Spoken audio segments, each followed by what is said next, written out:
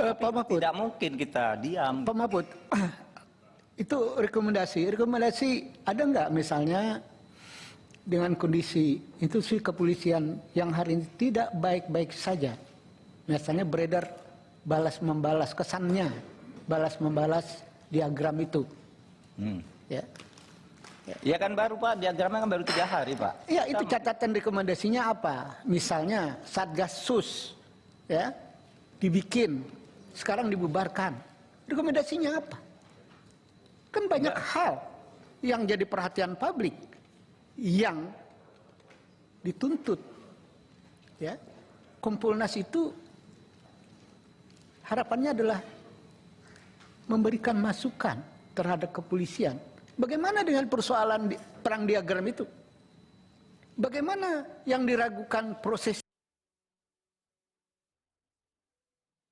Bagaimana Satgas Sus yang dibikin di zaman Kapolri terdahulu kesininya? Apakah cukup dibubarkan? Pertanggungjawaban gimana? Di forum Komisi 3 ini pernah kita pertanyakan sumber anggarannya. Apakah ini lepas dari pengawasan Kompolnas? Itu sebenarnya rekomendasi yang ditunggu oleh masyarakat, yang tadi secara sampaikan Pak Atria Dahlan itu loh Pak Mahfud. Gimana tuh Pak? Ada nggak rekomendasi seperti itu? Gini Pak, itu diagram yang tunjukkan Pak Arteria itu kan keluarnya tanggal 18. Pak Ketua, sekarang tanggal 22. Sedikit Pak Ketua. Mungkin kalau yang di sini Pak Mahfud bisa belum pendapatnya saya terima lah. Saya langsung aja lah Pak, sebagai Kompolnas Pak Prof. Apa pernah Kompolnas melakukan evaluasi terhadap Satgasus? Nih. Ya, yang dibubarkan itu loh. Apa nggak tahu orang-orang di Satgasus tiba-tiba bisa sekolah? Pas di sekolah nggak pakai sekolah tiba-tiba lulus. Atau yang nggak pernah ikut terdaftar tiba-tiba masuk di tengah. Setelah masuk dapat jabatan-jabatan strategis. Setelah itu main-main perkara, ada jaga-jaga perkara. Itu kan udah rahasia umum.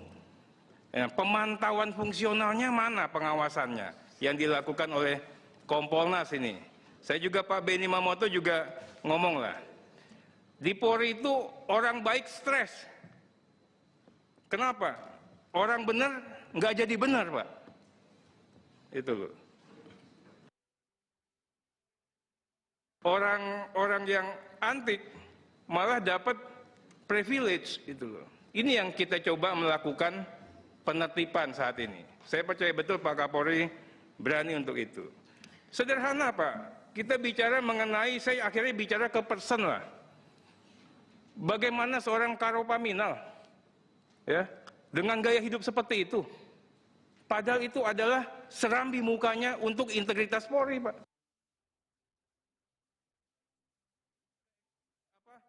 Ngomongin satu-satu, tapi contoh lah, ini kan kasat mata Pak, iya kan? Kita nggak bisa ngomongin person, akhirnya saya ngomong person lah. Set, masuk, mobilnya apa, taruh lagi.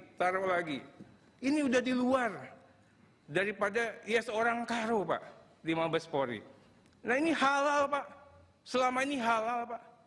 Nah apa yang dilakukan Kompolnas? Apa yang dilakukan Pak Benny Mamoto? Apalagi di situ kan di dalamnya juga ada yang namanya Pak Tito.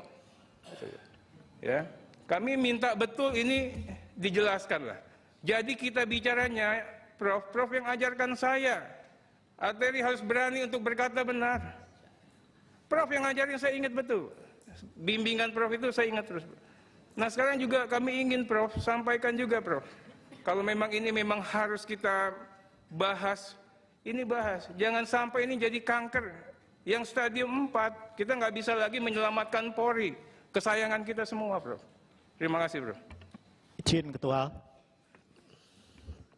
Tunggu dulu Pak Arsul. Sebelum Pak Arsul bertanya, Pak Benny tadi agak gregetan. Silakan Pak Benny. Saya interupsi tadi untuk yang saya hormati Dr. Arteria Dahlan.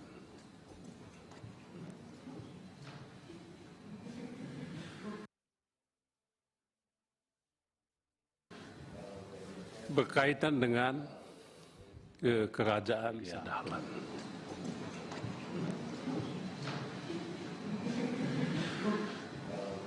Berkaitan dengan kerajaan Sambo. Mohon maaf, ini kan kita nggak tahu apa-apa. Termasuk kasus Pak Sambo ini juga kita betul-betul gelap, Pak. Untung ada Pak Mahfud. Kalau tidak ada Pak Mahfud yang mendorong ini, yang terjadi adalah peradilan sesat. Maka kami menyampaikan terima kasih Pak Mahfud. Dan juga kepada Bapak Presiden, sebab Pak Mahfud ini pembantunya Bapak Presiden. Berkaitan dengan yang disampaikan oleh Pak Arteria tadi, kerajaan Sambo itu, Pak. Pak Mahfud kan pembantunya Presiden. Pertanyaan saya, mengapa tidak disampaikan masalah ini langsung kepada Bapak Presiden? Dan bagaimana tanggapan beliau? Kami yang di luar pemerintahan ini kan selalu menganggap apa yang disampaikan oleh Pak Menko Polhukam ini adalah suara Presiden. Pasti itu sudah. Berarti Presiden melalui Menko Polhukam meminta supaya kerajaan Sambo ini dibuka seluas-luasnya kepada publik. Dan kami mendukung itu, Pak. Sebab ini momentum untuk memperbaiki lembaga institusi kepolisian ini. Jadi mulai kasus Sambo ini, sekali lagi kita ingin ada penyelesaian yang tuntas. Jangan fokusnya, jangan gagal fokus kasus Sambo ke soal judi. Selama ini saya lihat sudah yang terjadi adalah satu, gagal fokus ke soal judi dan juga ke soal kerajaan Sambo ini. Lupa kasus utamanya. Oleh sebab itu kami memohon, menitip Pak Menko Polhukam, tolonglah fokus pada penyelesaian hukum kasus Sambo ini.